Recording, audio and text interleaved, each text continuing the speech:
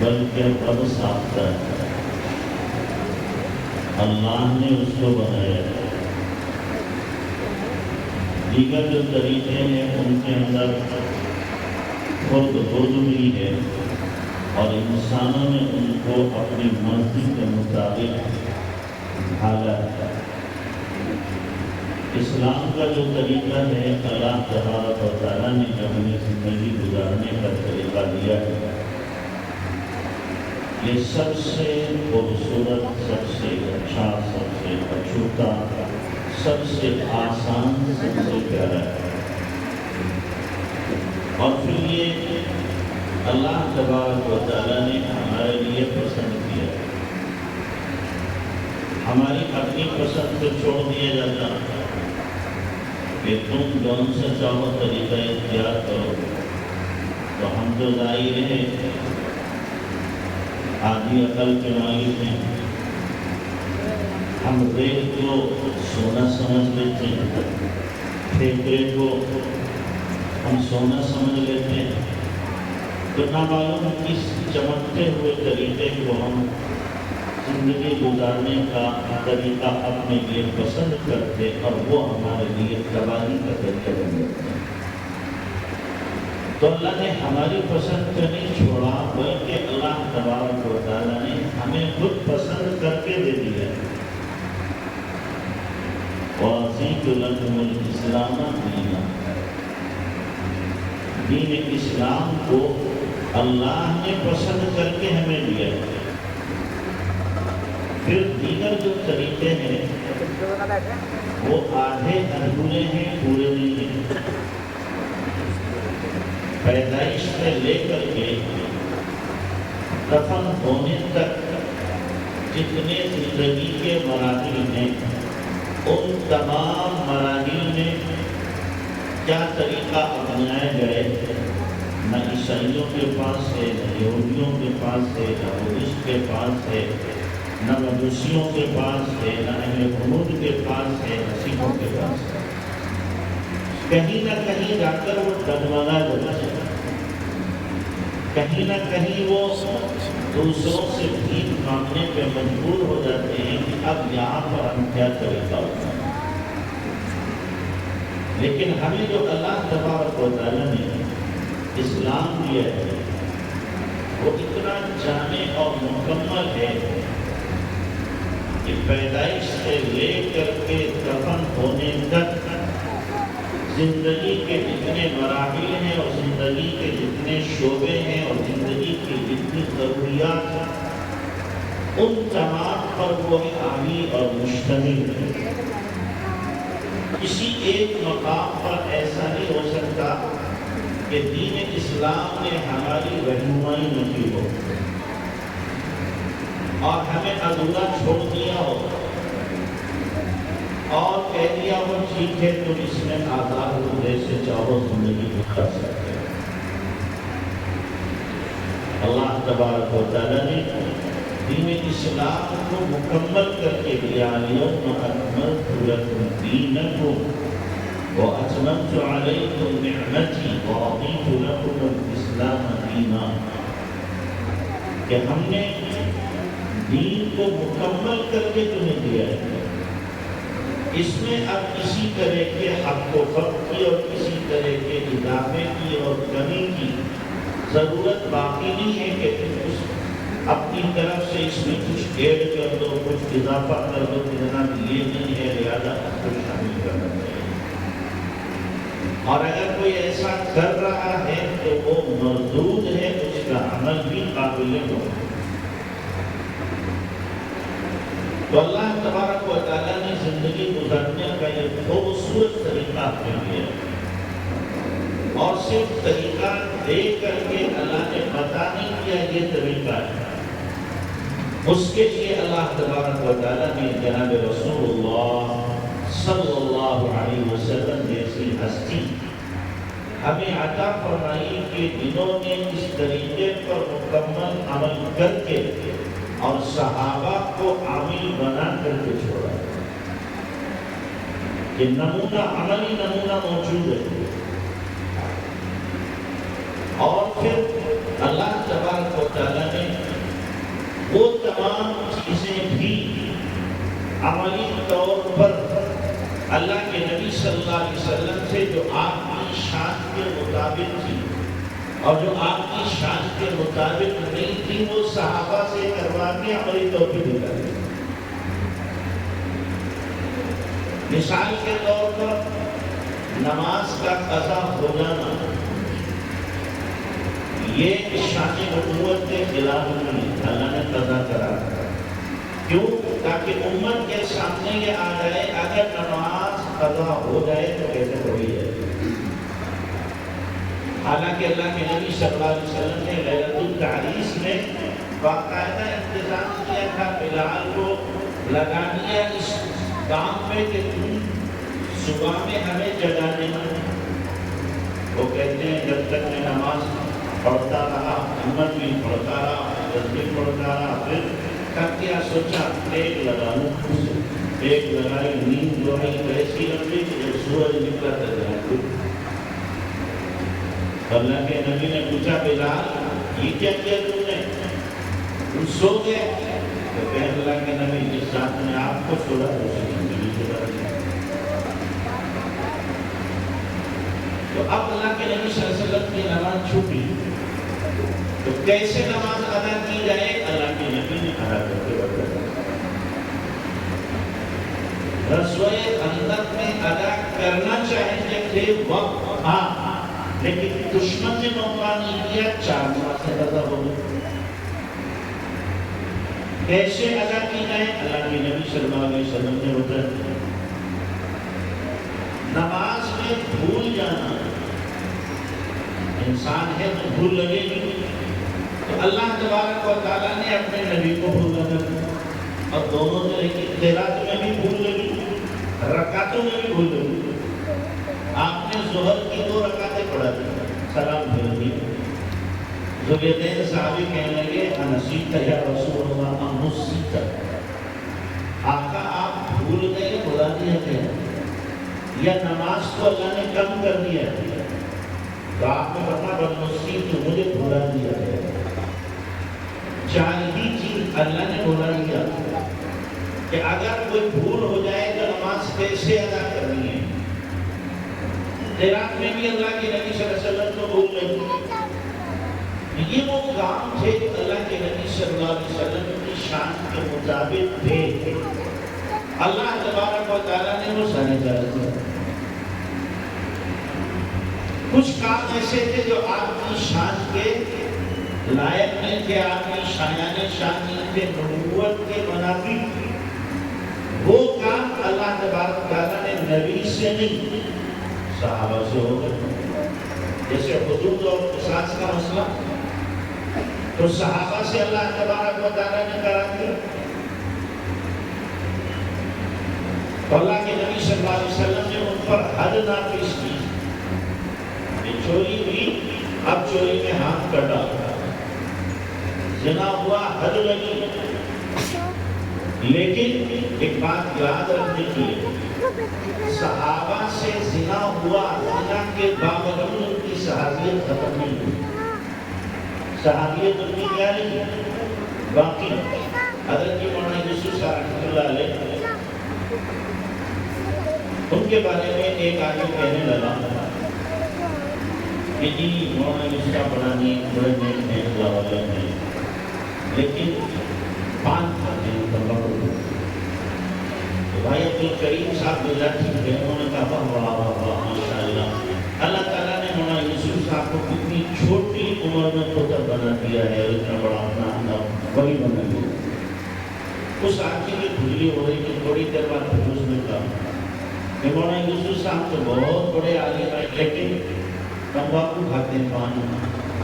تو بھائی عبدالکریم نے پھر کہا ماشاءاللہ ماشاءاللہ، اللہ تعالیٰ نے کتنی چھوٹی عمر میں ان کو اپنا ولی بنا لیا، خطب بنا لیا۔ جب تیسری مرتبہ کہا تو بھائی عبدالکریم غصہ ہو گیا اور کہنے لگے صحابی کی صحابیت زنا سے نہیں جاتی، صحابی کی صحابیت چوری سے نہیں جاتی، صحابی کی صحابیت جو ہے وہ شراب پینے سے نہیں جاتی، مولانا یوسف صاحب کی ولایت سے تمباکو کھانے سے ختم ہو جائے گی۔ جو تمباکو کھاتے ہیں پان نبوت کی وجہ سے تو ولایت ان کی ختم ہو جائے گی. تو صحابہ سے گناہ ہوا لیکن گناہ ہونے کے باوجود بھی وہ مقرب تھے. اللہ کے مقرب پہلے بھی تھے اور بعد میں بھی مقرب رہے. اسی لیے اللہ کے نبی صلی اللہ علیہ وسلم نے جب صحابی پر ہاتھ لگائی، ایک صاحب نے کسی کوئی مناسب جملہ کہا تو آپ نے فرمایا انہوں نے ایسی توبہ کی ہے کہ مدینے والوں پہ ایک روایت میں حجاز پر پورے تقسیم کر دیے جائے تو سب کو کافر ہو گئے. تو اللہ تبارک و تعالیٰ نے ایسا دین ہمیں دیا ہے جو ہر اعتبار سے کامل اور مکمل، کسی طرح کی انگلی رکھنے کی گنجائش اس میں نہیں ہے. اب ہمیں کسی اور کا طریقہ اچھا لگنے لگے، غیروں کا طریقہ اچھا لگنے لگے اور ہم اپنے دین سے برگشتہ ہو جائیں، دین سے پھر جائیں، دوسروں کے طور طریقے کو اپنانے لگے، تو یہ ہماری بہت بڑی نادانی، بہت بڑی حماقت اور بہت بڑی ہماری بھول ہے. اللہ کے نبی صلی اللہ علیہ وسلم کی جو سنت ہے اس سے خوبصورت زندگی گزارنے کا کوئی طریقہ نہیں. سنت سے خوبصورت کوئی طریقہ نہیں اور سنت سے زیادہ آسان کوئی طریقہ نہیں اور سنت سے زیادہ باروق کوئی طریقہ نہیں اور سنت سے زیادہ اللہ سے قریب کرنے والا کوئی طریقہ نہیں. یہ سب سے بڑا اللہ کا ولی وہ ہے جو نبی علیہ السلام کی سنتوں کا عامل ہے. وہ سب سے بڑا ولی ہے. ولایت سے دشمنی کے آدمی تصویر ہر وقت پھیر رہا ہے اور عمل اس کا سنت کے خلاف ہے، یہ ولی نہیں ہو گیا. سنت کے مطابق زندگی گزار رہا ہے، تسبیحات چاہے کم پڑھتا ہو، اس کو اللہ کا تقرب حاصل ہوتا ہے، یہ اللہ کے قریب ہے. اللہ کے نبی جناب رسول اللہ صلی اللہ علیہ وسلم کی سنت کے اندر اللہ تبارک و تعالیٰ نے پاور رکھا ہے، طاقت رکھا ہے، حسن رکھا ہے، خوبی رکھی ہے. آپ خود دیکھیں، ایک آدمی وہ ہو جو مکمل سنت کے مطابق اپنی زندگی کو، اپنے چہرے مورے کو رکھتا ہے، اور دوسرا آدمی وہ ہے جو اس کے خلاف ہے. دونوں کے چہرے کو آپ دیکھیں تو بین فرق نظر آتا ہے. یہ جو سنت پر عمل کرنے والا ہے اس کے چہرے پر جو بشاشت ہوگی، جو نورانیت ہوگی اور جو تمانیت ہوگی، اور اسی طریقے سے جو اس کی زندگی کے اندر حسن ہوگا، وہ سنت پر عمل کرنے والا جو نہیں ہو سکتا. اس لیے ہمیں ہر عمل میں سنت کو دیکھ کر اپنی زندگی کو گزارنا ہے. ہر عمل میں یہ نہیں کہ نماز کو سنت کے مطابق پڑھتے ہیں، معاملات سنت کے خلاف ہیں، یا معاملات سنت کے مطابق ہیں، معاشرت سنت کے خلاف ہے، معاشرت سنت کے مطابق ہے، اخلاق سنت کے خلاف ہے، نہیں چلے. ہر عمل میں آقا صلی اللہ علیہ وسلم کی سنت کو اپنانا پڑے گا. یہی طرز زندگی سب سے زیادہ ہمارے لیے کامیاب ہے اور سب سے زیادہ آسان ہے. اور سب ایک یاد رکھیں کہ شیطان کی کوشش بھرپور یہ ہوتی ہے کہ آدمی رسومات کو اپنا لے اور سنت کو چھوڑ دے. اس لیے کہ شیطان بدبخت کو پتہ ہے کہ اگر اس نے سنت پر عمل شروع کر دیا تو یہ اللہ کا مقرب بندہ ہو جائے گا. لہذا کوشش کرو اس کو سنت سے ہٹانے کی، اور سنت کی جگہ کوئی رسم، کوئی رواج، کوئی اور غیروں کا طریقہ داخل کر دو تاکہ سنت زندگیوں سے نکل جائے. یہ شیطان کی کوشش ہے. تو ہمیں اللہ کے نبی صلی اللہ علیہ وسلم کی سنت کو دیکھنا ہے، آپ کے طریقے کو دیکھنا ہے. بہت سی ایسی چیزیں ہیں جہاں پر ہم نے سنتوں کو چھوڑ دیا اور شیطان نے وہاں آ کر کے کوئی نہ کوئی رسم داخل کر دیا. غیروں کا طریقہ ہماری زندگیوں میں آ گیا. اس لیے ہمیں دیکھنا پڑے گا، پوچھنا پڑے گا، پڑھنا پڑے گا کہ سنت طریقہ کیا ہے اور اس کے مطابق زندگی کیسے گزاری جائے گی۔ صحابہ کرام نے اللہ کے نبی صلی اللہ علیہ وسلم کی سنتوں پر کیسے عمل کیا ہے ہمیں دیکھنا پڑے گا۔ اللہ کے نبی صلی اللہ علیہ وسلم نے جب صحابہ کی زندگیوں میں دین کو داخل کیا تھا، حقیقی اسلام زندگیوں میں آیا تھا، تو ان کی زندگی اور ان کا سراپا لوگوں کے لیے نمونہ بن گیا تھا اور لوگ دیکھتے تھے اور دین میں داخل ہوتے تھے۔ اس لیے صحابہ کے بارے میں مشہور ہے، صحابہ فرمایا کرتے تھے کونوا مثلنا، ہمارے جیسے ہو جاؤ، بس جیسے ہم ہیں ویسے تم بن جاؤ۔ اس لیے کہ وہ سر سے لے کر پیر تک مکمل اپنے آپ کو سنت میں ڈھالے ہوئے، ان کو یہ جملہ زیب دیتا تھا، ہما شما کوئی جملہ زیب نہیں دیتا۔ ہماری زندگیاں تو غفلت کے ساتھ گزرتی، خدا فراموشی کے ساتھ گزرتی۔ ان کی زندگی ایسی تھی کہ پورا سراپا ان کا سنت میں ڈالا ہوا ہے۔ وہ کہتے ہیں کونوا مثلنا، ہمارے جیسے ہو جائے۔ اور جب سنت زندگی میں آئے گی، دین زندگی میں آئے گا، تو یاد رکھنا اللہ تبارک و تعالیٰ زندگیوں میں سکون دے گا، محبتیں دے گا۔ ہمارے حضرت نے ایک مثال لی ہے، آپ نے سنی ہوگی لیکن تازہ کرتا ہوں کہ دیکھو گھر کے اندر مختلف لوگ رہتے ہیں، باپ بھی ہے، بیٹا بھی ہے، بیٹی بھی ہے، بیوی بھی ہے، ماں بھی ہے، اور اسی طریقے سے دیگر بھائی وغیرہ اور بہت سارے لوگ رہتے ہیں۔ سب کی ذہنیت الگ ہوتی ہے، سوچ الگ ہوتی ہے، فکر الگ ہوتی ہے، صفات الگ الگ ہوتی ہیں، سب کی مختلف لوگ رہتے ہیں، سب کی سوچیں الگ الگ ہیں، لیکن یہ سب کے سب باہمی طور پر کیا ہے، ایک دوسرے کے معاون ہوتے ہیں۔ حقیقی معاون کب ہوں گے؟ اس کو بھی ایک مثال سے سمجھیں۔ جیسے ہمارا جسم آپس میں ایک دوسرے کے اعضاء کا تعاون کرتا ہے، جب روح اس میں، ہمارے جسم میں روح ہے، انگلی میں چوٹ لگے آنکھ بولے گی، زبان بولے گی، پیر چل کر کے ڈاکٹر کے پاس جائیں گے، اور اسی طریقے سے دیگر اعضاء سارے کے سارے ہمدردی کرتے ہیں۔ اور اگر جسم سے روح نکالنی ہے تو اب زبان ہی کو کھینچ کے کاٹ دو، نہیں بولتی، ہاتھ نہیں اٹھتا، آنکھ نہیں روتی، پیر چل کے نہیں جاتا، کہ وہ روح نکل گئی ہے۔ روح نکل گئی جس کی وجہ سے اعضاء کا باہمی تال میل اور تعلق اور محبت ختم۔ اسی طریقے سے گھر کے اندر مختلف قسم کے لوگ ہیں، جیسے جسم میں مختلف اعضاء ہیں، آنکھ کا کام اور ہے، کان کا کام اور ہے، زبان کا کام اور ہے، ناک کا کام اور ہے، دماغ کا کام اور ہے، ہاتھ کا اور ہے، پیر کا اور ہے، دل کا اور ہے، جسم کے دیگر اعضاء کا کام اور ہے، لیکن روح نے سب کو جوڑ رکھا ہے۔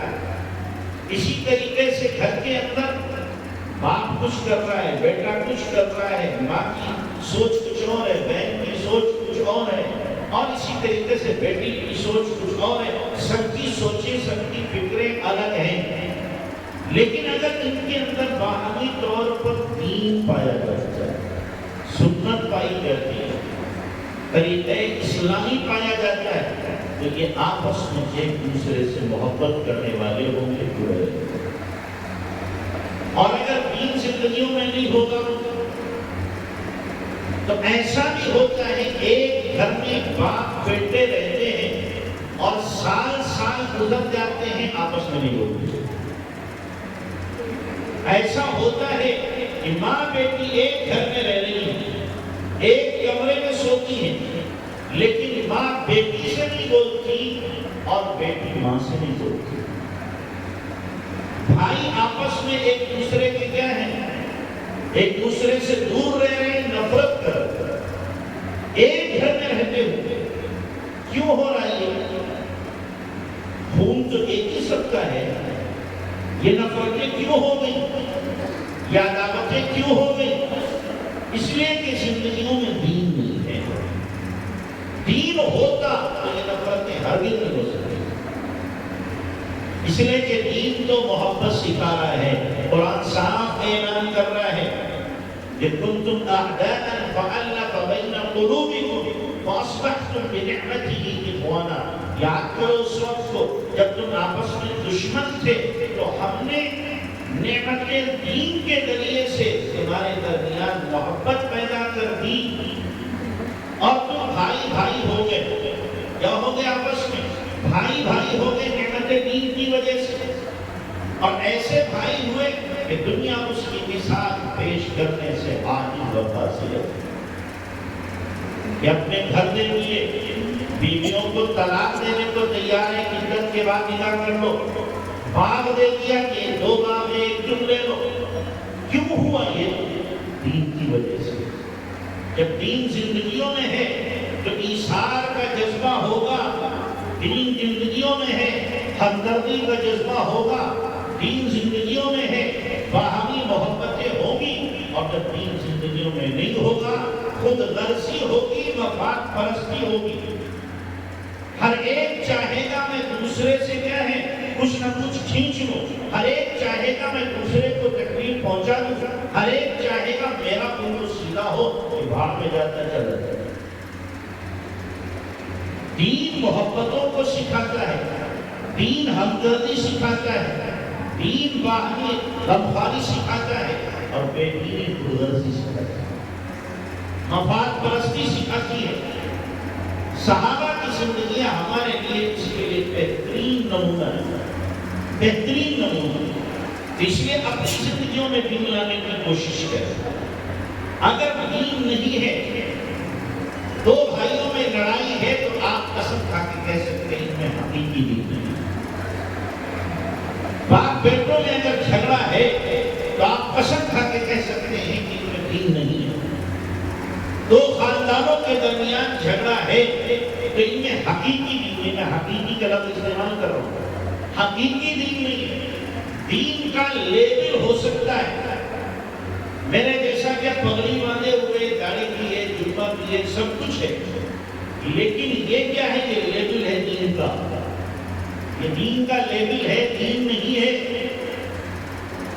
دین کی حقیقت یہ نہیں ہے جو ہمارا لباس ہے، جو ہماری تراش خراش ہے، یہ دین کی حقیقت نہیں ہے، یہ دین کا لیبل لگا ہوا ہے۔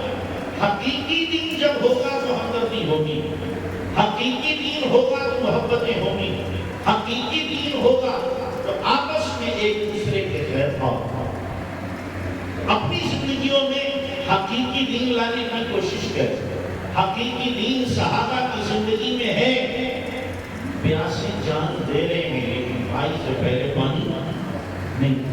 حقیقی دین ہے کہ جان دے دینا گوارا ہے پر بھائی سے پہلے پانی پینا گوارا نہیں۔ حقیقی دین ہمیشہ ہمدردی سکھائے گا۔ علی حجویری رحمۃ اللہ علیہ ایک مرتبہ سفر کر رہے اور حضرت کے سر پر بال نہیں ہے، حلق کرایا ہوا ہے، تو کشتی میں بیٹھے ہوئے تھے، دوسرے لوگ بھی بیٹھے ہیں لفنگے کے ساتھ، تو ایک آیا لڑکا، اس نے دیکھا سر نرم لگا، دوسرا آیا، تیسرا آیا، چوتھا آیا، اس نے بہت لگا، پھر اور آتے گئے، وہ مانتے گئے، ایک طوفان بدتمیزی۔ جب اللہ کے ولی کو ستایا جائے تو اللہ کو غصہ آتا ہے۔ اللہ نے الہام کیا علی حجویری، اگر تو کہے تو میں کشتی کو پلٹ دوں گے، سارے کے سارے ڈوب۔ حدیث میں اللہ کے نبی علیہ السلام نے فرمایا ہے من عاد لی ولیا فقد آذنته بالحرب، جو میرے کسی دوست کو ستاتا ہے میرا اس سے اعلان جنگ۔ تو اللہ نے اعلان کیا علی حجویری اگر تم کہو تو میں ان کی کشتی کو الٹ دوں گے، سارے ڈوب جائیں۔ کیا فرمایا؟ اے اللہ اگر آپ کو الٹنا ہی ہے تو دل کی کشتی الٹ دیں۔ کیا الٹ؟ دل کی کشتی الٹ دیجیے۔ جو دنیا کے لہو لعب میں ان کا کا دل لگا ہوا ہے، آخرت کی طرف ان کا دل مائل ہے۔ ایک یہ ہمدردی ہے، اور اگر ہمدردی نہ ہوتی، دین حقیقی نہ ہوتا، اور اس کے بس میں ہوتا کہ کشتی اڑ دے، تو ایک سیکنڈ نہیں لگتا اور کشتی مارو کم وقت جاؤ تو لگتا نہیں۔ دین نے ہمدردی سکھائی۔ اللہ کے نبی جناب رسول اللہ صلی اللہ علیہ وسلم طائف کے میدان میں پتھر کھانے کے باوجود، لہو لہان ہونے کے باوجود، اور اتنا شکستہ خاطر ہونے کے باوجود کہ جو آپ علیہ السلام کی زبان سے الفاظ نکلے اس وقت میں وہ الفاظ غماز ہیں اور اشارہ کر رہے ہیں کہ آپ کو کتنی تکلیف ہے۔ اللہم اشکو الیک ضعف قوتی وقلت حیلتی وہوانی علی الناس الی من تکلنی الی عدو یتجہمنی ام الی قریب ملکتہ امری ان لم تکن ساخا علی فلا ابالی غیر ان اعطیتک ہی اوسط۔ یہ الفاظ بتا رہے کہ اللہ کے نبی صلی اللہ علیہ وسلم کو تکلیف ہے، دل آپ کے دل میں کرچے ہیں اس تکلیف کی۔ اس کے باوجود جب اللہ کی طرف سے فرشتے آتے ہیں بدلہ لینے کے لیے تو ہمدردی کا جذبہ کتنا ٹوٹ ٹوٹ کے بھرا ہوا ہے۔ فرشتے اجازت مانگ رہے ہیں، آپ اجازت دیں تو ہم اس بستی کو دو پہاڑوں کے بیچ میں کچل ختم کریں۔ تو اللہ کے نبی کیا بول رہے ہیں؟ مجھے امید ہے کہ نسلوں میں ایسے لوگ پیدا ہوں گے جو میرے دین کو قبول کریں۔ میں جبار بنا کے نہیں بھیجا گیا، بددعا دینے والا بنا کر نہیں بھیجا گیا۔ اللہم اہدی قومی فانہم لا یعلمون۔ یہ ہمدردی کا جذبہ جب دین حقیقی زندگی میں ہوگا تو یہ پیدا ہوگا، اور جب دین حقیقی نہیں ہوگا تو خود غرضی اور مفاد پرستی ہوگی۔ جیسے حضرت جنید بغدادی رحمۃ اللہ علیہ کے بارے میں اسی قسم کا واقعہ، ایک کشتی پہ حضرت بیٹھے، دوسری کشتی پر لٹکتے قسم کے جوان وہ بیٹھے ہوئے، اور وہ کشتی میں بیٹھے سمندر کا سفر ہو رہا ہے، دریائے نیل کا، اور وہ ہڑدنگ بازی کر رہے ہیں، ہڑدنگ کر رہے ہیں۔ تو ساتھی جو حضرت جنید بغدادی رحمۃ اللہ علیہ کے ساتھ تھے انہوں نے کہا حضرت ان کے لیے بددعا کرو کہ ہلاک ہو جائے، سمندر میں ہیں اور پھر بھی ایک کم وقت نہیں ڈر رہے۔ حضرت نے ہاتھ اٹھائے، لوگ سمجھے کہ بددعا کریں گے، حضرت نے کیا فرمایا؟ حضرت نے دعا کی، اللہ جیسے یہ دنیا میں خوش ہیں آخرت کی خوشیاں بھی ان کو دے، جیسے دنیا میں خوش ہیں آخرت کی خوشیاں بھی دے دے۔ کیا مطلب؟ آخرت کی خوشیاں تو دین میں ملیں گی، یعنی ان کو دیندار بنا۔ ایک یہ سوچ، اور ایک سوچ یہ کہ تباہ ہو جاتے، برباد ہو جاتے، ختم ہو جاتے۔ تو اللہ کے نبی صلی اللہ علیہ وسلم نے جو ہمیں دین دیا یہ ہمدردی والا دین، خیر خواہی والا دین دیا، اور اللہ کے نبی علیہ السلام کے اندر یہی جذبہ تھا۔ غزوہ احد میں آپ کتنا زخمی ہوئے، کس قدر زخمی ہوئے، پیشانی زخمی، چہرہ زخمی، دندان مبارک آپ علیہ السلام کے شہید ہو گئے، گڑھے میں آپ گر گئے، گڑھے میں گر گئے۔ اللہ کے نبی صلی اللہ علیہ وسلم طلحہ رضی اللہ عنہ اٹھا کے لے جا رہے، کندھے پہ بٹھا کے اللہ کے نبی صلی اللہ علیہ وسلم کو، اور جا کے احد پہاڑ میں کھانچ بنی ہوئی تھی، وہاں جا کر اللہ کے نبی صلی اللہ علیہ وسلم کو اٹھایا۔ وہ کھانچ ہمیں مفتی شفیع صاحب دامت برکاتہ نے دکھائی تھی، 2012 میں بنی ہوئی تھی، ایک آدمی اس میں بیٹھ سکتا تھا، اتنی جگہ تھی۔ میں جب گیا تو اللہ کا مسجد میں ہوں، اس وقت بھی وہاں سے خوشبوئیں آ رہی تھی، اس وقت بھی خوشبوئیں آ رہی تھی۔ تو حضرت طلحہ نے وہاں بٹھا دیا اللہ کے نبی صلی اللہ علیہ وسلم کو۔ لمبا قصہ، جب جنگ ختم ہوئی تو صحابہ نے اللہ کے نبی صلی اللہ علیہ وسلم سے کہا کہ اللہ کے نبی ان کے لیے بددعا کر دو، ان کے لیے آپ بددعا کر دو، یہ ہلاک ہو جائیں، یہ تباہ ہو جائیں۔ اس وقت میں جو اللہ کے نبی کے منہ سے خون آ رہا ہے، پیشانی زخمی ہو چکی ہے، آپ کے چچا کیا ہیں شہید پڑے ہوئے ہیں، 70 صحابہ شہید ہیں، اس عالم میں بھی کی زبان سے بددعا نہیں نکلی.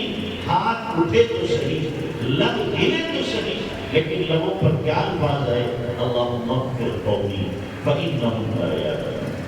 اے اللہ میری قوم کو معاف کر دے. یہ جان چاہیے میں کیا رسول کیسا ہمدردی کا جذبہ ہے، کس قدر ہمدردی.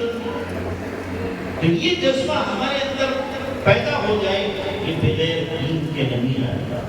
تو اپنی زندگیوں میں جب حقیقی دین لاؤ گے تو یہ چیز پیدا ہوگی، اور حقیقی دین نہیں ہوگا تو یہ چیز پیدا نہیں ہو سکتی. ہر آدمی اپنے گھر میں دیکھے میرے گھر میں دین کتنا ہے، میرے گھر والے دین پر کتنے چل رہے ہیں. میں بہت سی جگہوں پہ ایک بات کہا کرتا ہوں کہ صبح میں بہت سے لوگ ایسے ہیں گھر کے بوڑھے بڑے باپ یا دادا فجر کی نماز سے پہلے مسجد میں پہنچتے ہیں، تہجد پڑھتے ہیں، اور گھر میں معلوم ہوا 5 نمبر 7 نمبر ہیں، وہ 3 سوئے ہوئے 3 اٹھ گئے اور انہوں نے نماز بھی نہیں پڑھی، اور یہ تہجد پڑھنے جاتے مسجد میں صف اول میں امام کے پیچھے نماز پڑھ رہے ہیں، اور گھر میں کیا ہے فرض بھی ادا نہیں کیے جا رہے ہیں. یہ کیسا نمازی ہے؟ یہ کیسا نمازی ہے؟ اس کو اپنے گھر کی فکر نہیں. اللہ اپنے نبی کو جو حکم دے رہا ہے وَأْمُرْ أَهْلَكَ بِالصَّلَاةِ وَاصْطَبِرْ عَلَيْهَا، نبی جی نماز کا حکم دیے اپنے گھر والوں کو اور خود بھی جمے رہیے.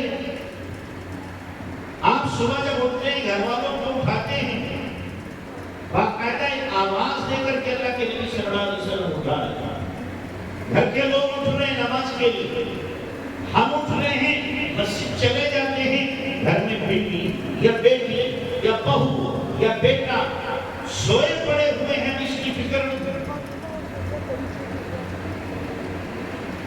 ایسے آدمی کے لیے جماعت سے نماز پڑھنا درست نہیں ہے جس کے گھر میں اس کے جانے کے بعد فرض لوگ نہ پڑھتے.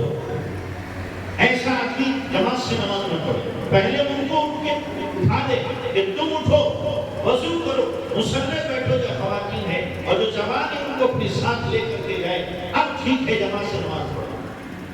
یہ کون سی نماز ہوئی کہ جناب خود تو تہجد پڑھ رہے ہیں، صف اول میں نماز پڑھ رہے ہیں، بیٹے یا بیٹی یا بہو یا بیوی یہ اسی طریقے سے گھر کے دیگر ممبر بے نمازی پڑے ہوئے ہیں، نماز بہت ہی چھوڑ.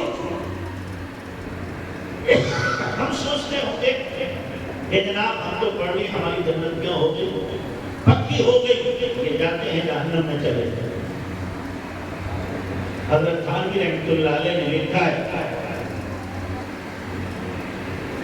سورہ عصر کی تفسیر میں ایک بیان اس میں لکھا حضرت نے کہ جو آدمی جس طریقے سے آدمی کو نماز پڑھنا فرض عین ہے، ایسے ہی اپنے گھر والوں کو نماز کی دعوت دینا ہی فرض ہے. اور جیسے آدمی اپنے آپ کو مجرم اور گنہگار سمجھتا ہے نماز چھوڑ کر کے، ایسے ہی اپنے آپ کو مجرم اور گناہ کبیرہ کا مرتکب سمجھے گھر والوں کو نماز نہ کہتے. ہم میں سے کتنے لوگ ہیں جو کرتے ہیں؟ کتنے لوگ؟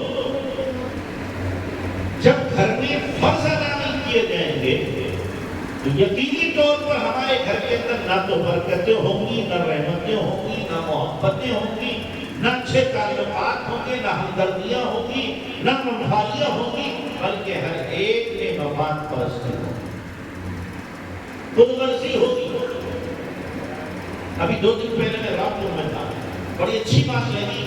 ایک باپ کہنے لگا کہ میرا بیٹا، ان کا بیٹا حافظ ہے، کہ میرا بیٹا کہتا ابا جی یہ کام آپ مت کیجئے، حساب آپ کو دینا پڑے گا، میری وجہ سے اگر آپ کر رہے ہیں بالکل مت کیجئے، میری وجہ سے حساب آپ کو دینا پڑے گا، آپ کیوں اپنی آخرت خراب کر رہے ہیں. تو کہنے لگے مجھے بڑی خوشی ہوتی ہے، میں نے اللہ سے دعا مانگی کہ اللہ دیندار بچہ دے کہ میرا بچہ میری غلطیوں پر مجھے ٹوک جائے. جب آدمی تربیت کرے گا تو اس طریقے سے اولاد کے جذبات ہوں گے، اور جب تربیت نہیں ہوگی تو اولاد بھی کیا چاہے گی؟ ابا جی کما کر کے حرام کا، حلال کا، جائز کا، ناجائز کا، غبن رشوت کا، سود کا ہمیں لا کر دے، ہماری موج مستی چلے. اس لیے اپنے گھروں کے اندر دین داخل کرو. دین آئے گا تو بے دینی رخصت ہوگی، اور دین نہیں ہوگا تو بے دینی اپنے قدم جما لے گی. گھروں میں دین نہ ہونے کی وجہ سے نوبت یہاں تک پہنچ رہی ہے کہ ہماری بچیاں بیروں کے ساتھ جانے کی نہیں پڑتی. ایک جگہ نہیں، ہر جگہ کا حال ہے، ہر جگہ کا. دیہات، قصبات، شہر، کوئی بچا ہوا نہیں ہے اس سے. ہر جگہ کا یہ عالم ہے. غیر پلاننگ کے ساتھ، پوری تنظیم کے ساتھ ہمارے ایمان پر شبخوں مار رہے ہیں اور ایمان کو لوٹ رہے ہیں، اور ہم اس قدر بے حسی کا شکار ہیں کہ ہمیں پتہ نہیں. شاید اللہ نہ کرے ہم اس انتظار میں ہیں جب میرے گھر میں ہوگا تو دیکھا جائے گا، میرے گھر میں ہوگا تو دیکھا جائے گا. ہم حجاج بن یوسف سے بھی زیادہ سخت دلوں. حجاج بن یوسف کو تو راجہ طاہر نے جب ایک بہن کو پکڑا تھا تو اس نے آواز لگائی تھی یا الحجاج. تو حجاج بن یوسف نے کہا تھا اپنی اس بہن کے بارے میں، لبیک یا اختی، اے میری بہن میں تیری مدد کروں گا. حقیقی بہن نہیں تھی، اسلام کی بہن. اور پھر محمد بن قاسم کو 7,000 کی فوج دے کر بھیجا، اور حجاج بن یوسف بیٹھے بیٹھے ایک دم اس کی زبان سے نکلتا تھا لبیک یا اختی، لبیک یا اختی.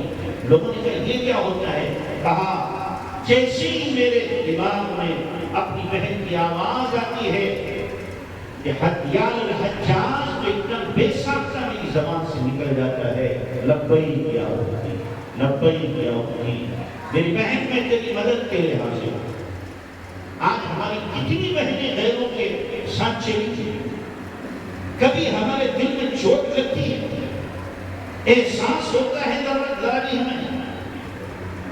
کبھی ہم اس کی فکر کرتے ہیں کس قدر بے حسی ہے اور کس قدر غفلت ہے.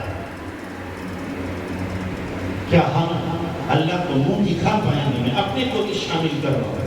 ہم منہ دکھا پائیں گے اللہ کو؟ اللہ کے نبی صلی اللہ علیہ وسلم کا سامنا کر سکیں گے ہم کہ میری بیٹیاں اپنے ایمان کو گوا رہی تھی اور تم سکون سے بیٹھے ہوئے تھے؟ تمہارے دل کے اندر کوئی درد نہیں ہوا؟ تمہاری پیشانی پہ کبھی بھی شکن نہیں پڑی؟ کیا جواب ہوگا ہمارا؟ تو بے دینی اس قدر بڑھ رہی ہے اور ہم بے فکری کا شکار ہیں. دور نہیں آپ کے سہارا کے مولانا صداقی نے مجھ سے خود کہا، سہارا میں ہر 5ویں دن ایک لڑکی غیر مسلم کے ساتھ، ہر 5ویں دن جا رہی ہے. یہ عالم ہے. اسکولوں میں بھیجا جاتا ہے اور اسی طریقے سے ٹیوشن جو سینٹر ہے وہاں بھیجا جاتا ہے، اور وہیں سے باقاعدہ منظم طریقے سے انہیں گمراہ کرنے کی اور دنیا کے سب باغ دکھائے جاتے ہیں، لالچ دی جاتی ہے، وہ اپنے ایمان کا سودا کر بیٹھتے ہیں. کیوں ہو رہا ہے؟ اس لیے جب گھر میں دین نہیں، اسکول میں دین نہیں، جو ان کا فرینڈ سرکل ہے دوستوں کا، ان میں دین نہیں، باہر دین نہیں، تو دین آئے گا نہیں. دین کی عظمت، ایمان کی عظمت ان میں کہاں سے پیدا ہو جب کہیں دین ملی نہیں گا؟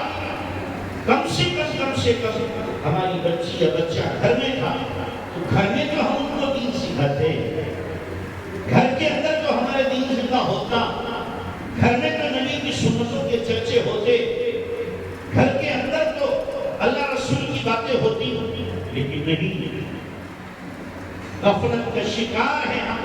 ہمیں وقت نہیں ملتا کہ اپنی اولاد کے ساتھ بیٹھ کر کے دین کی دو باتیں کریں. ہمارے پاس ٹائم ہی نہیں، جس کی وجہ سے اولاد بے دینی کا شکار ہو رہی ہے. جن کی نہیں ہے اللہ کا شکر ادا کرے، جن کی نہیں ہے تو ان کو فکر کرنے کی ضرورت ہے اپنے پڑوس کی. یہ نہیں کہ ہم بے فکر ہو گئے ہمارا گھر تو بچا رہے گا. نہیں بچے گا ہمارا گھر بھی نہیں بچے گا. جب آگ لگے گی تو پڑوس کے گھر بھی کیا جلے گا, وہاں بھی آگ پہنچے گی. اور وہ حدیث یاد رکھو اللہ کے نبی صلی اللہ علیہ وسلم کی, کہ اللہ کے نبی صلی اللہ علیہ وسلم نے فرمایا, اللہ نے جبرائیل کو حکم دیا, جبرائیل فلاں بستی کو جا کے الٹ دو. اے اللہ, وہاں تو تیرا ایک بندہ بھی ہے جو پل چھپکنے کے بغیر بھی تیری نافرمانی نہیں کرتا ہے, ہر وقت تیری یاد میں لگا ہوا ہے. اللہ نے فرمایا اس سمیت الٹ دو. اللہ ایسا کیوں؟ تو کیا فرمایا اللہ نے کہ میرے بندے میری نافرمانی, غفلت اور خدا فراموشی کی زندگی گزارتے رہے اور اس کی پیشانی پہ پل نہیں پڑا. یہی اس کا جرم ہے, یہی اس کا جرم ہلاکت کے لیے کافی ہے. تو ہم یہ نہ سمجھے کہ جناب میں تو نمازی میں, حاجی میں, روزے دار, اور میں تلاوت کرنے والا, میں ذکر کرنے والا, اور میں فلاں, لہذا میری صحت پر کوئی اثر نہیں پڑتا. ہرگز نہیں. ہمیں اپنی بھی فکر کرنا ہے اور دوسروں کی بھی فکر کرنا ہے. دوسروں کو بھی دین پہ لانے کی کوشش کرنا ہے. نہیں کریں گے تو ہم پکڑے جائیں گے. اللہ کے نبی جناب رسول اللہ صلی اللہ علیہ وسلم کی حدیث ہے, آپ نے کیا فرمایا, لا تزال لا الہ الا اللہ تدفع من قالها وترد عنه النقمة والعذاب الا ان يستغفروا بحقها. کہ لا الہ الا اللہ کا پڑھنا برابر فائدہ دیتا رہتا ہے اور اس سے عذاب و بلا کو ٹالتا رہتا ہے جب تک کہ اس کے حقوق سے لاپرواہی نہ برتی جائے. تو صحابہ نے کہا, اللہ کے نبی, کلمے کے حقوق سے لاپرواہی کا مطلب کیا ہے؟ آپ صلی اللہ علیہ وسلم نے فرمایا, کھلے عام اللہ کی نافرمانی کی جائے, فلا ينکر ولا یغیر, اور اس نافرمانی پہ کوئی نکیر نہ کرے اور نافرمانی کو ختم کرنے کی کوشش نہ کرے. تو اب لا الہ الا اللہ کی تسبیح فائدہ نہیں دیتی. اب تسبیح فائدہ نہیں دیتی. جب ہم روکتے رہیں, برائیوں کو دیکھ کر ہمارا دل اڑتا رہے, ہم دعا کرتے رہیں اور اپنی بساط پر ہم کوشش کریں کس طریقے سے لوگ گناہوں سے باہر آ جائیں. اب لا الہ الا اللہ کی تسبیح ہمارے دل کی دنیا کو بدلے گی. اس لیے میرے بھائیوں, آپ سے گزارش ہے کہ اپنے اندر اور خاص طور سے اپنے گھر والوں میں دین کو داخل کرنے کی کوشش کرو. اپنی نسلوں کو بچانے کی کوشش کرو, ورنہ ہماری نسلیں تباہی کے دہانے پر, بربادی کے دہانے پر پہنچ چکی ہیں.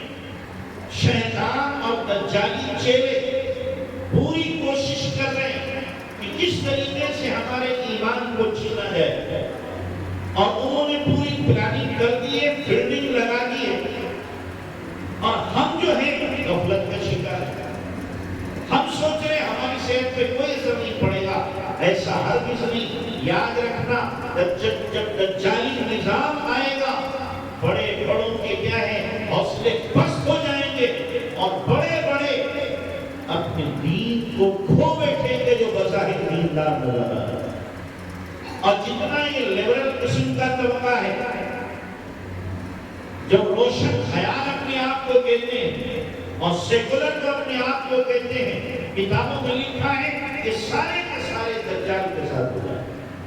مسلمان غیروں کی بات نہیں کر رہا, مسلمان یہ سب کے سب دجال کے ساتھ ہو جائے کہ جی اس کے ساتھ تو سب کچھ ہے, اس کے ساتھ بڑی موج مستیاں ہیں, خزانے ہیں, اور سب کچھ اس کے ساتھ ہے. ملا گیری نے کیا رکھا, جیسے کہ بہت سے لوگ ابھی کیا ذہن بنا ہوا کہ جی ملا گیری میں کیا رکھا ہوا, ادھر آؤ, ادھر کیا ہے, بہت ہرا بھرا ہے, بہت اچھا چارہ ادھر کو ملے, بہت اچھا چارہ ملے.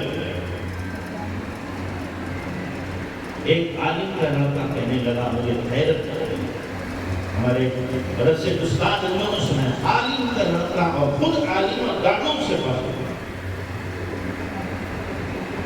اس نے پوچھا, آپ کا بیٹا کیا کر رہا تھا؟ استاد نے کہا, گاڑوں میں پڑھ رہا تھا. گاڑوں سے فارغ ہوں.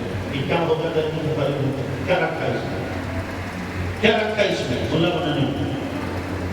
اس کو جو ہے کاروبار کرو، اسکول میں پڑھاؤ، پیسہ کمائے، پیسہ ہوگا تو سب کچھ ہو۔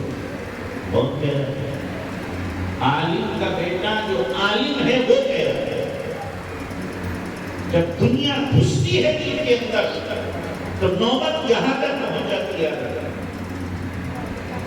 یہاں تک نوبت پہنچتی ہے جب آدمی میں جو لفظ بولنا نا حقیقی دین نہیں ہوتا، حقیقی دین لیبل والا دین ہوتا ہے جو پھر آدمی بظاہر دیندار نظر آتے ہوئے بباطن اندر سے منافق ہوتا ہے اور دین سے متنفر ہوتا ہے،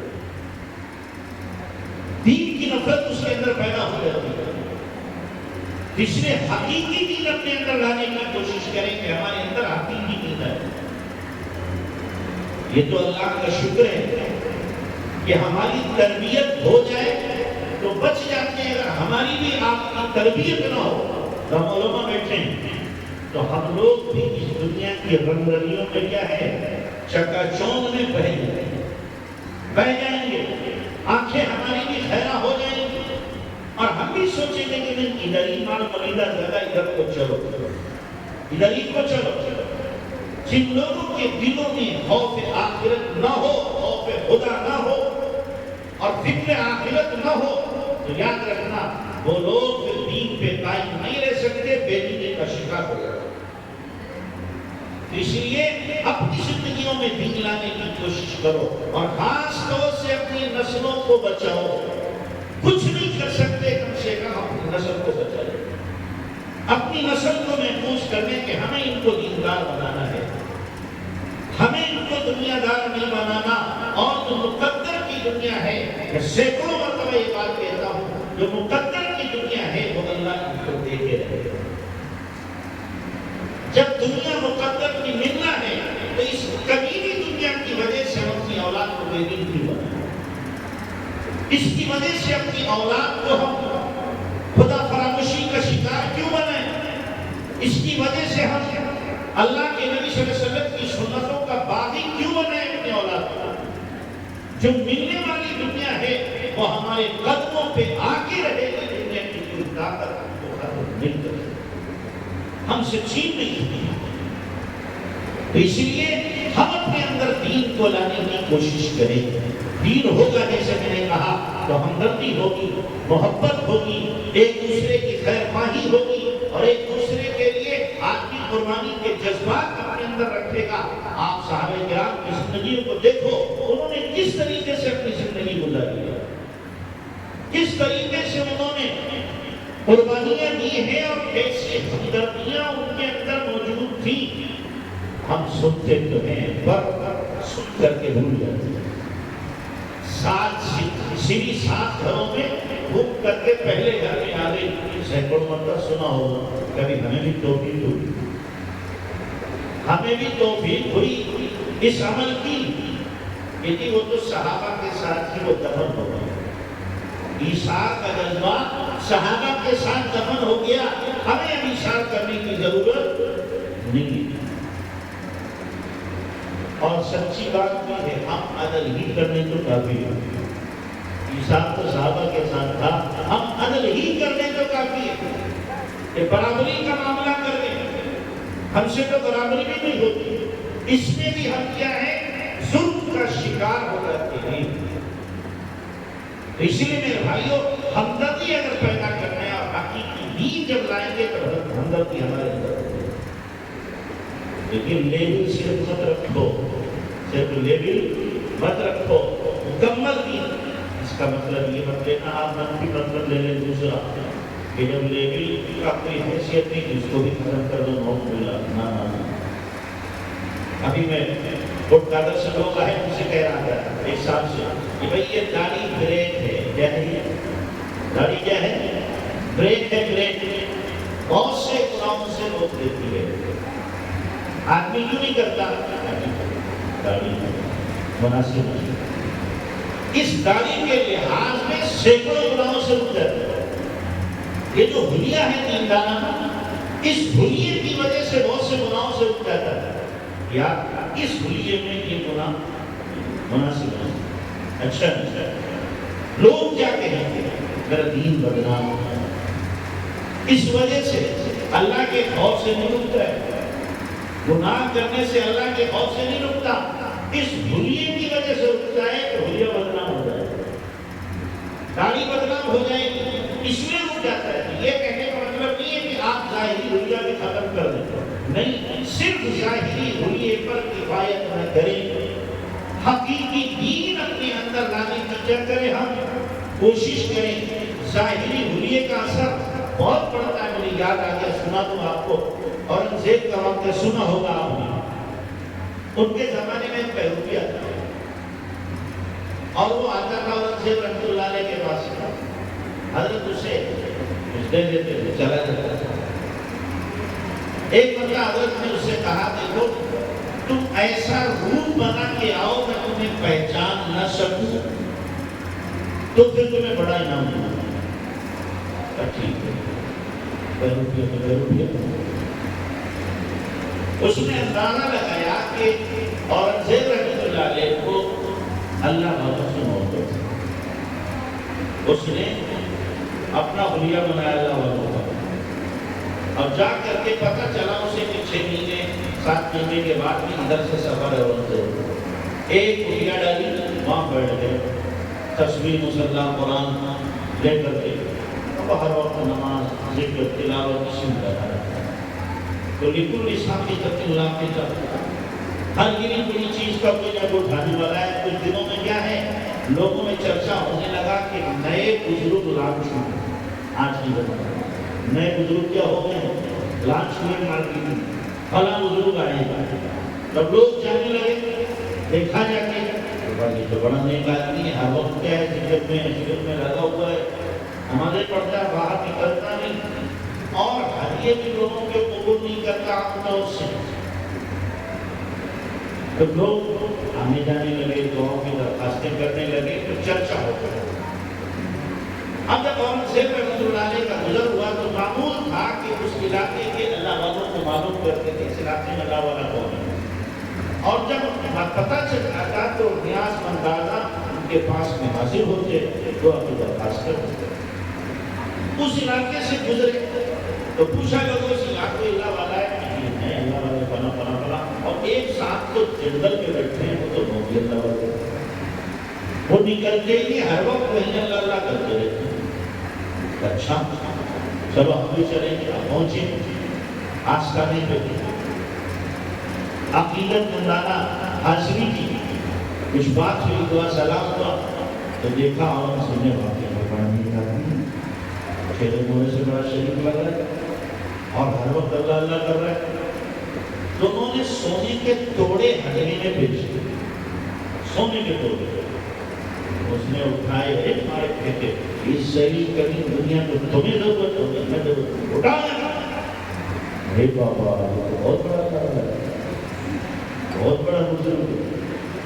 اورنگزیب نے اٹھا لیا، چلے آئے، جب سفر سے واپس آئے تو پہنچ گیا، السلام علیکم، علیکم السلام، جی کہ وہ جو بزرگ صاحب سے ملے تھے جانتے کون تھے؟ اللہ والے تھے کہ وہ حکیمی، آپ مجھے پہچان نہیں سکے، لہذا آپ نے کہا تھا پہچان نہ سکوں تو تمہیں نام دو، میں نام دو۔ اورنگزیب رحمۃ اللہ نے بڑا انعام دیا اسے، تو اس نے کہا آپ وہاں جو مجھے دے رہے تھے جب میں مسند پہ بیٹھا تھا وہ زیادہ تھا، آپ کیوں کم دے رہے ہیں؟ تو حضرت کا دیکھ نہیں کیا جب میں دے رہا تھا، میں تو تجھے ہدیہ دے رہا تھا۔ کہنے لگا حضرت میرے دل میں تو آ رہا تھا، میرے دل میں آ رہا تھا اتنی بڑی رقم مجھے نہیں ملے گی، میں لے لوں، لیکن اس نے کیا کہا جملہ، اللہ ہمیں کوئی سی لاج رکھنے والا تھا، اس نے کہا حضرت میں جس مسند پر بیٹھا تھا اور جو حلیہ میں نے اختیار کیا تھا وہ اللہ والوں کا تھا، میں اگر اس مسند پر بیٹھے ہوئے حلیہ لیتا تو اللہ والوں کی مسند بدنام ہو جاتی، اللہ والوں کی مسند بدنام ہو جاتی، اس لیے میں نے نہیں لیا۔ ایک بہروپیہ خیال کر رہا ہے اللہ والوں کی مسند بدنام ہو جائے کہ نہیں، کاش کہ ہم بھی خیال کریں کہ اللہ کا دین بدنام ہو جائے۔ نبی صلی اللہ علیہ وسلم کی سنت بدنام ہو جائے گی، آپ صلی اللہ علیہ وسلم کا لایا ہوا اسلام بدنام ہو جائے گا۔ ہمیں یہ کام نہیں کرنا ہے، ہمیں یہ طریقہ نہیں اپنانا ہے کہ میرے عمل سے دین بدنام ہو، میرے عمل سے اسلام بدنام ہو، میرے عمل سے لوگ اسلام پر قانو تشنیع کریں، لب کشائی کریں۔ میرے لیے تو ڈوب مرنے کا موقع، میرے لیے تو ڈوب مرنے کا موقع۔ اور سب سے بڑی بات، میں اپنی بات پوری کر رہا ہوں، سب سے بڑی بات یہ ہے کہ میرے بھائیوں،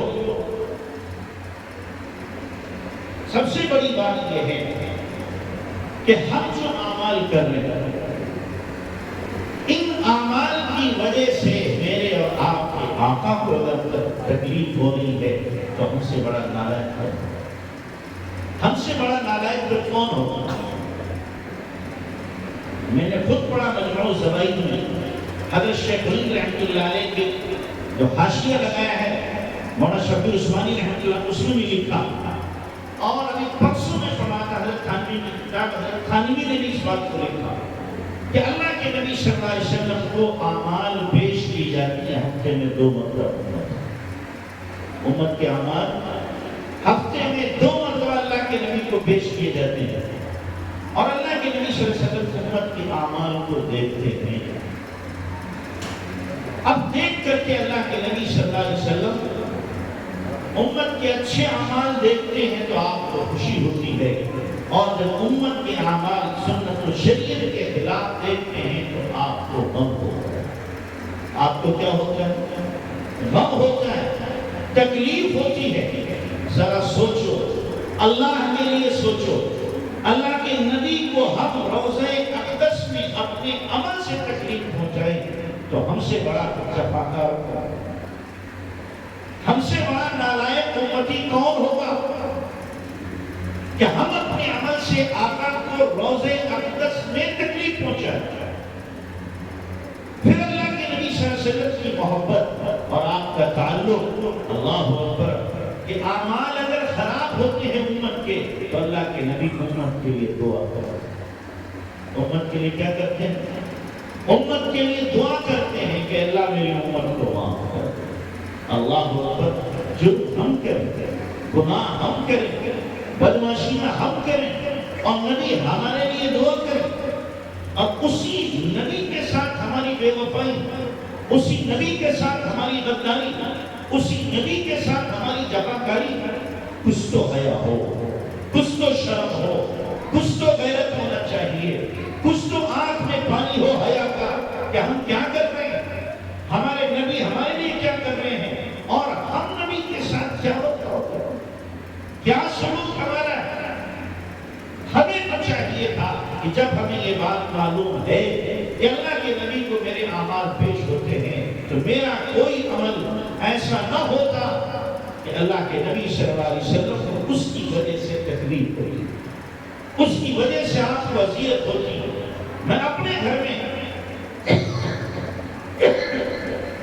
نبی کی کوئی سنت مٹنے نہ دیتا، نبی کا کوئی طریقہ ختم نہ ہونے دیتا، میں نبی کے دین کو اپنے گھر کے اندر 100% لاگو کر کے دکھاتا کہ یہ میرے نبی کا دین ہے، میرے گھر میں نبی کا دین ہوگا، میرا گھر برکت والا رحمتوں والا ہے، اور میرے گھر میں اگر نبی کا دین نہیں ہے تو میرا گھر یہ عذاب کا گھر تو بن سکتا ہے، بے برکتیوں کا گھر تو بن سکتا ہے، رحمت کا گھر میرا نہیں بن سکتا۔ اس لیے میرے بھائیوں، اللہ کے نبی صلی اللہ علیہ وسلم کو ہم اپنے عمل سے تکلیف نہ پہنچائیں۔ اللہ کے نبی صلی اللہ علیہ وسلم اہل سنت والجماعت کا، علماء دیوبند کا عقیدہ ہے، اپنی قبر میں حیات ہیں اور ہمارے اعمال کو دیکھ رہے ہیں اور پھر ہمارے لیے دعا کر رہے ہیں۔ جس کی دعائیں قبر میں بھی ختم نہ ہو، ہم اس کے ساتھ غداری کریں، اس کے ساتھ بے وفائی کریں۔ اس پر وہ واقعہ بھی یاد رکھو جو باقی نے لکھا حضرت شیخ رحمۃ اللہ علیہ نے، جس کو فضائل درود شریف میں لکھا ہے۔ ایک گاؤں کا آدمی اللہ کے نبی علیہ الصلوۃ والسلام کے روضہ اقدس پر آتا ہے اور آ کر کے آپ صلی اللہ علیہ وسلم سے کہتا ہے، یا نبی اللہ، اے اللہ کے نبی، جب آپ حیات تھے صحابہ آپ کی خدمت میں آتے تھے اور گناہ کر کے حاضر ہوتے تھے، آپ دعا کرتے تھے، اللہ گناہوں کو معاف کر دیتا تھا، چونکہ اللہ نے قرآن میں فرمایا ہے وَلَوْ أَنَّهُمْ إِذْ ظَلَمُوا أَنفُسَهُمْ جَاءُوكَ فَاسْتَغْفَرُوا اللَّهَ وَاسْتَغْفَرَ لَهُمُ الرَّسُولُ لَوَجَدُوا اللَّهَ تَوَّابًا رَحِيمًا۔ نبی جی آپ کے پاس یہ گناہ کر کے آئیں، یہ توبہ کریں، استغفار کریں، اور آپ بھی ان کے لیے استغفار توبہ کریں، ہم ان کے گناہوں کو معاف کریں، لَوَجَدُوا اللَّهَ تَوَّابًا رَحِيمًا۔ نبی جی آپ جو قبر میں چلے گئے، مجھے گنہگار امتی آپ کے روضے پہ حاضر ہوں، آپ میرے لیے دعا کر دیں، اللہ میرے گناہوں کو معاف کر دے، اللہ میرے گناہوں کو معاف کر دے۔ اپنے دل کے تراشے اس نے رکھے اور پھر سلام پیش کیا، اور سلام پیش کرتے ہوئے اس نے جو اشعار پڑھے، یا خیر من دفنت القاء آخره وطاب من طيبهن القاء والأتم نفس الفداء على قبر أنت ساكنه فيه العطاء وفيه الجود والكرم أنت الشفيع الذي ترجى شفاعته على الصراط حينما زلت القدم وصاحباك لا أنساهما أبدا مني السلام عليهم ما جرى القلم۔ یہ اشعار اس نے پڑھے، نشار نے کیا کہا؟ اے وہ ذات جو قبر میں دفن کر دی گئی، زمین کے اندر دفن کیا گیا، آپ کے دفن ہونے سے زمین کا اندر اور اوپر سارا میلا، سارا کا سارا سبز ہو گیا، سبززار ہو گیا، اور اس کے بعد وہ کہنے لگا نفس الفداء علی قبر انت ساکنہ، میری جان قربان ہو اس قبر پر جس پہ آپ آرام کرنا، نفس الفداء علی قبر انت ساکنہ فیہ العفاف وفیہ الجود والکرم۔ آپ ہی نے، آپ کے ساتھ آپ کی پاک دامنی، آپ کی سخاوتیں، آپ کے ساتھ تمام صفات چلی گئی، تمام صفات چلی گئی۔ انت الشفیع الذی ترجى شفاعته، آپ ہی وہ شفاعت کرنے والے ہیں جن کی شفاعت کی امید کی جاتی ہے۔ علی الصراط حینما زلت القدم، وہ صراط پر جس دن قدم پھسل رہے ہوں گے اور آپ امت کے لیے دعا کر رہے ہوں گے۔ اور پھر آخر میں کہا صاحباک لا انساہما ابدا، آپ کے دونوں ساتھی ابو بکر عمر کو بھی میں بھول نہیں سکتا، منی السلام علیہم ما جرى القلم، میری طرف سے آپ کو اور ان سب کو سلام ہوتا رہے جب تک کہ قلم لکھتا رہے، یعنی جب تک دنیا باقی رہے۔ یہ اپنی بات رکھی اور یہ اشعار اس نے پڑھے، اور اس درد کے ساتھ اشعار پڑھے ہیں کہ آج بھی روز اقدس کے پلر پر دو اشعار شروع کے لکھے ہوئے، آج بھی لکھے ہوئے، اور پڑھ کے چلتا بنا۔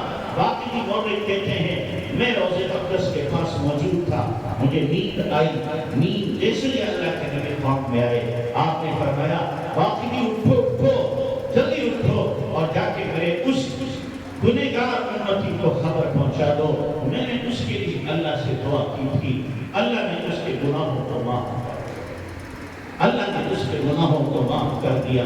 جو امتی قبر میں بھی ہمیں فراموش نہ کر رہا ہو، ہم اتنے بے وفا ہو گئے کہ یہاں پر رہتے ہوئے اپنی زندگیوں سے اس کا دین نکال کے پھینک دے، اور اس کے دین میں ہمیں کامیابی نظر نہ آئے، غیروں کے طریقے میں کامیابی نظر آئے، یہود و نصارہ کے طریقے میں کامیابی نظر آئے، حنود کے طریقے میں کامیابی نظر آئے، اور نبی کے طریقے میں کامیابی نہیں، نبی کے طریقے میں عزت نہیں، نبی کی سنت میں عزت نہیں۔ میرے بھائیوں اور نہایت افسوس کا مقام ہے، اس لیے طے کرو کہ انشاءاللہ ہمیں حقیقی دین اپنی زندگیوں میں لانا، 100% سنتوں پہ ہمیں عمل کرنا ہے، سنت کے خلاف کوئی کام نہیں کرنا۔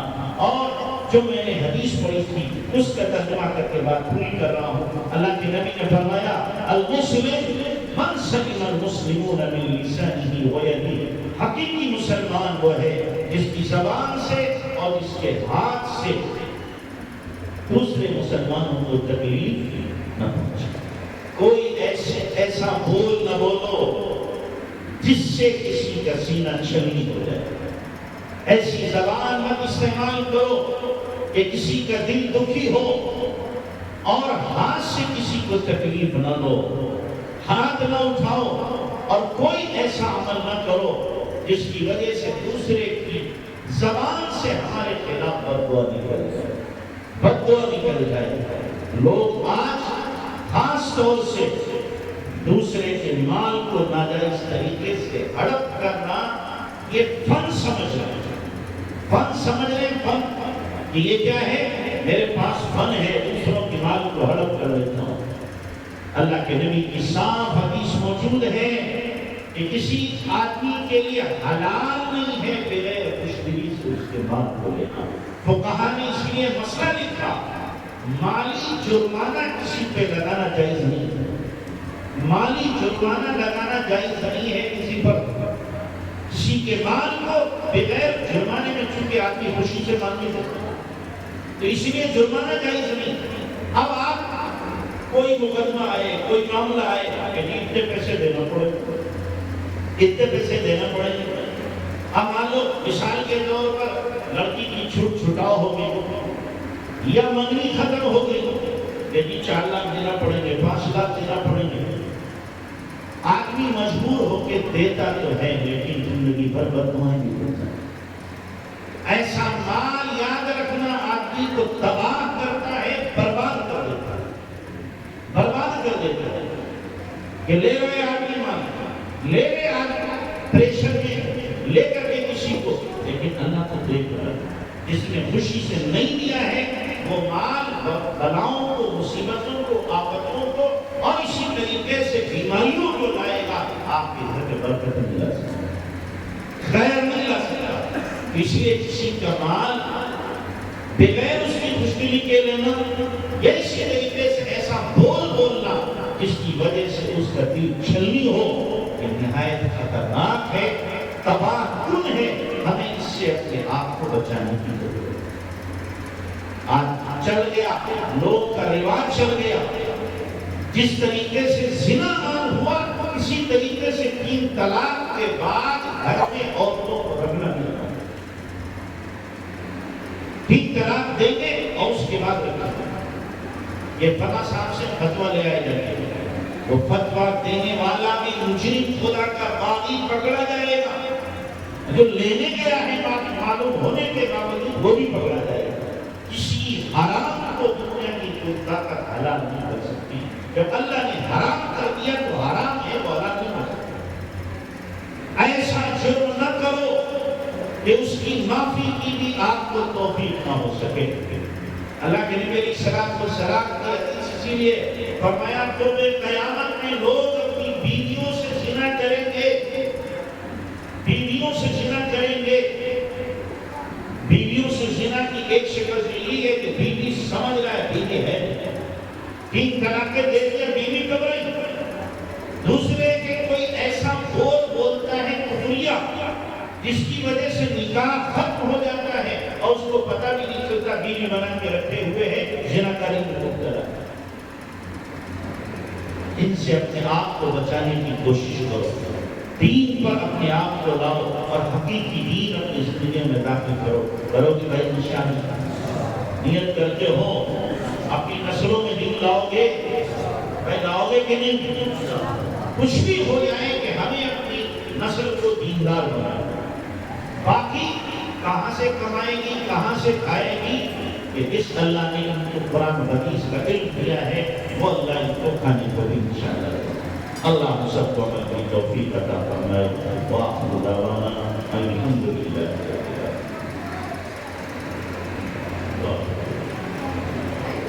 یا رب یا رب یا رب سبحان الاعلی العلی الوهاب یا رب لك الحمد كما ينبغي لجلال وجهك وعظيم سلطانك اللهم لك الحمد كما انت اهل وصل وسلم على سيدنا كما هو اهل وافعل منا ما انت اهل فانك اهل التقوى واهل المغفره يا اول الاولين يا اخر الاخرين يا ذا القوه المتين يا راحم المساكين ويا ارحم الراحمين اللهم انت خلقتنا وانت تهدينا وانت تطعمنا وانت تسقينا وانت تميتنا وانت تحيينا يا ذا الجلال والاكرام يا ذا الجلال والاكرام اللهم لا احصي ثناء عليك انت كما اثنيت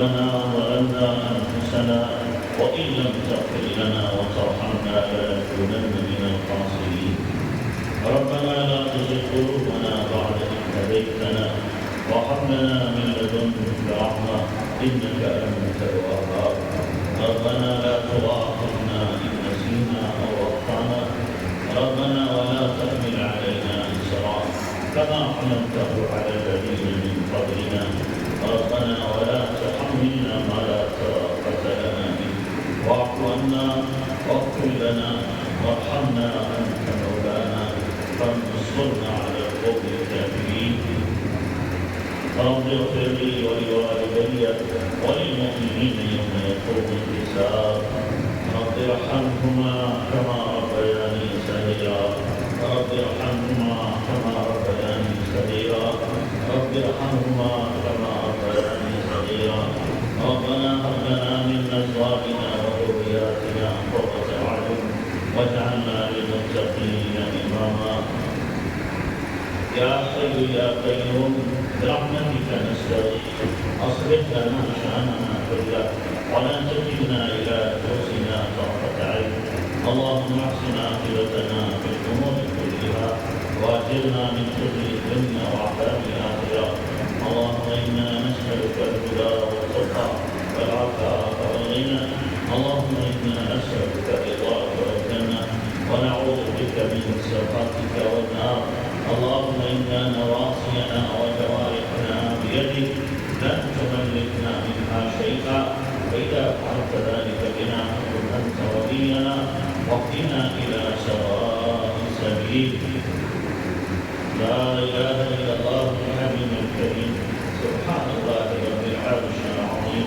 والحمد لله رب العالمين نسالك موجبات رحمتك وعزائم مغفرتك والغنيمه من كل بر والسلامه من كل اثم لا تدع لنا ذنبا الا غفرته ولا هما الا فرجته ولا كربا الا نفسته ولا مرا الا كشفته ولا مريضا الا شفيته ولا دينا الا قضيته ولا حاجه من حوائج الدنيا والاخره هي لك ولنا فيها صلاحا الا قضيتها ويسرتها يا ارحم الراحمين اليك ربي فحببنا وفي انفسنا لك فضللنا وفي اعين الناس فعظمنا ومن سيء الاخلاق ففننا ومن صالح الاعمال فقومنا وعلى اعدائك اعدائنا اعداء الاسلام والمسلمين فانصرنا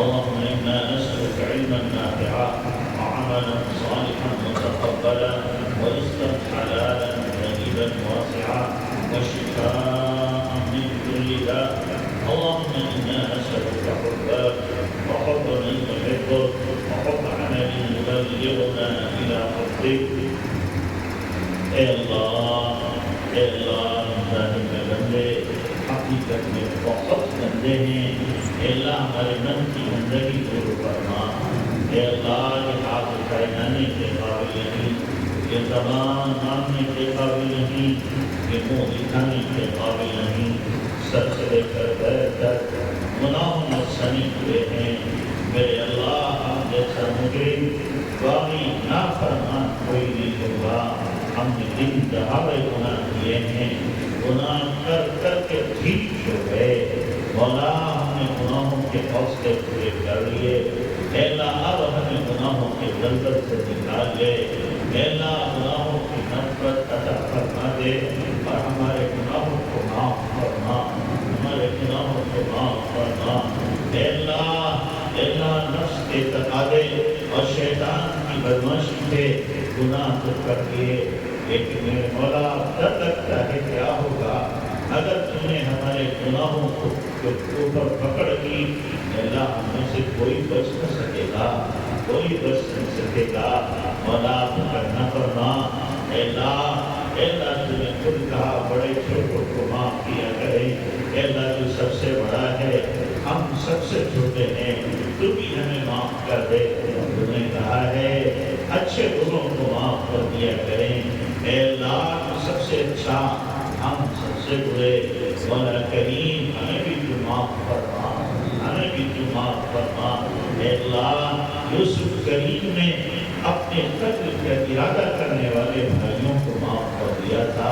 اے اللہ تو یوسف کا پیدا کرنے والا ہے، کریموں کا کریم ہے۔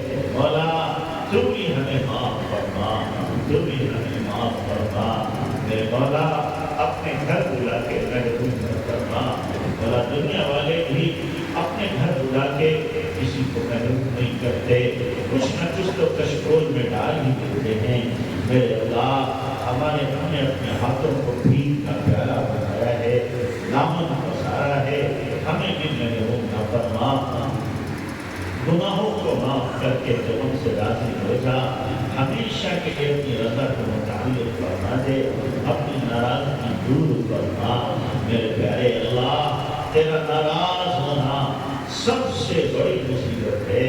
اے اللہ ہم سے راضی ہو جا، تو ناراض ہوا تو تمام عالم ناراض ہو جائے گا، تو راضی ہوا کائنات راضی ہو جائے گی۔ اے اللہ راضی ہو جا، کریم آقا کرم کا فیصلہ فرما، رحم کا فیصلہ فرما، ایمان کا کمال عطا فرما، یقین کی دولت سے ہمارا مان فرما، سجدوں کا سرور عطا فرما۔ مولا کب تک انہیں قطرے ماریں گے؟ کوئی سجدہ تو ہو جو تیری محبت میں ڈوب کے کریں اور تو اسے پسند کر رہے، ایسے سجدوں کی ہمیں توفیق عطا فرما، علم و عمل کی جمعیت عطا فرما۔ اے اللہ ہر وقت اپنا دھیان نصیب فرما۔ بہت غفلت ہو گئی، اے اللہ زندگی کا اکثر وقت ہم نے گزار دیا، اب جو وقت باقی ہے وہ کم ہے، جو گزر گیا وہ زیادہ ہے۔ میرے اللہ کچھ نہیں کرتا، کچھ نہیں کرتا کہ بول کی زبان کب رک جائے، کچھ نہیں معلوم کہ دیکھتی آنکھیں کب بند ہو جائیں۔ اے میرے اللہ اس وقت کے آنے سے پہلے ہمیں سچی توبہ کی توفیق عطا فرما۔ میرے پیارے اللہ ایک دن جانا تو ہے ہی، ایک دن جانا تو ہے ہی، ہر آنے والا دن ہمیں قبر سے قریب کر رہا ہے، دنیا سے دور کر رہا ہے، اور روزانہ ہماری غفلت بڑھ رہی ہے، آخرت کا شوق کم ہوتا دکھائی دے رہا ہے۔ مولا ہمیں آخرت کے شوق لگا دے، جنت کے شوق لگا دے، اپنی ملاقات کے شوق لگا دے۔